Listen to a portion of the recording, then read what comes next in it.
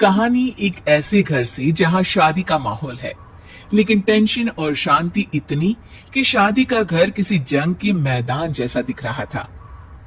अरे जैसा मर्जी डेकोरेशन कर दो, पैसों की चिंता मत करो। इतना पैसा जब लड़के वालों को दे दिया तो फूल वालों को देने में मुझे क्या दिक्कत है? अरे धीरे बोलो ना, साफ लग रहा है कि फ्रस्ट्रेटेड हो। अरे तुम तो चुप ही रहो। एक बेटी संभाल नहीं पाई।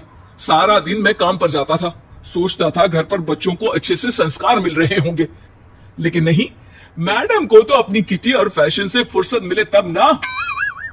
माँ चुपचाप वहां से चली जाती है। समझ में नहीं आता कि आखिर शर्मा खानदान में हो क्या रहा है।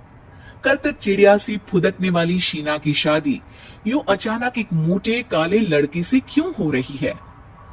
शीना कमरे में हाथ में गुड़िया लिए बोलती है, मेरे साथ जो हो रहा है ठीक हो रहा है। तुम तो सब जानती हो, साहिल मेरे लिए भगवान है। अब जब वो ही नहीं मिला तो फिर कोई भी हो, जिंदगी ही तो जीनी है, जी लेंगे। बाहर शीना की बुआ किसी से बात करती है। अरे मोटा नहीं, उसे तो खाते पीते घर का कहते हैं। अब ओबेरॉय का नाम भी किसी को बताने वाली बात है। उनका इकलौता लड़का तो करोड़ों की स्वामी तो है ही। अरे हमारी शीना बिटिया तो रानी बनेगी, रानी। इन सब के बीच कहीं कोने पर शीना हाथ में मेहंदी सजाए बैठी थी और आंखों में आंसू सजाए।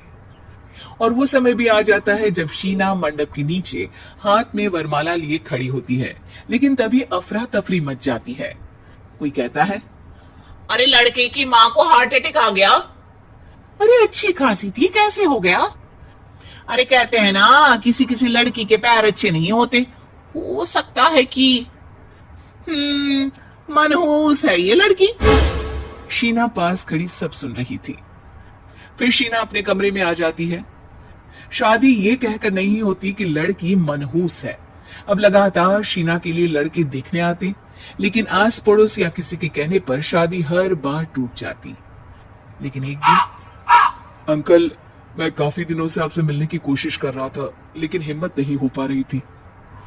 अरे बेटा, हिम्मत तो हमारी टूटी पड़ी है। वैसे कौन हो तुम? मेरा नाम साहिल है अंकल। मैं शीना से प्यार करता हूँ और उसी से शादी करना चाहता हूँ। अरे अब तो किस जात के हो ये भी मायने नहीं रखता। बेटा, मेरी बेटी मनहूस है। ये सब कहते हैं कि इसीलिए उसकी शादी नहीं हो पा रही। अगर तुम शादी करने को तैयार हो तो ठीक है। शीना की शादी साहिल से हो जाती है। अगले दिन साहिल की माँ का देहांत हो जाता है और एक बार फिर लोग शीना को अपशकुनी कहने लगते हैं। अरे खा गई दीदी को ये। अरे क्या जरूरत थी साहिल किसी मनहूस को घर लाने की। पर बुआ, माँ की तो तबीयत पिछले कई साल से खराब थी। डॉक्टर्स ने जवाब दे दिया था। क्या पता ये भी उनका सौभाग्य हो कि वो बहू का मुंह देख पाई।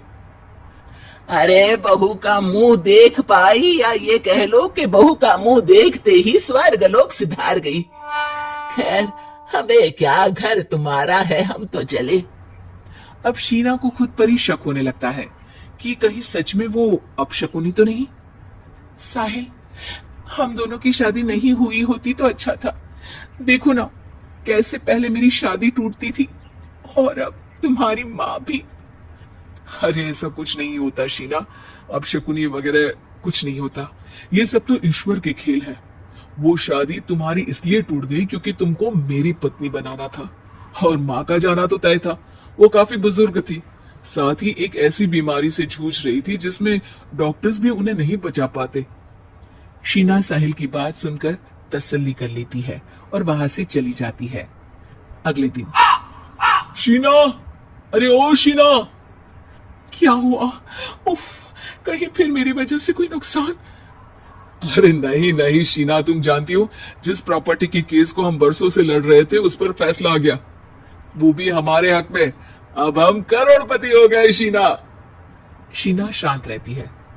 अरे क्या हुआ? करोड़ पत्नी बनकर तुमको खुशी नहीं हुई? शीना की आंखों में पानी आ जाता है।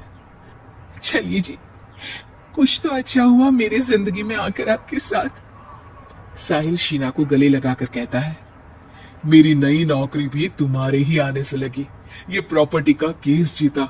सब कुछ तो तुम्हारे आने के बाद ही हुआ, फिर तुम मनहूस कैसे? ये सुनकर शीना खुश हो जाती है।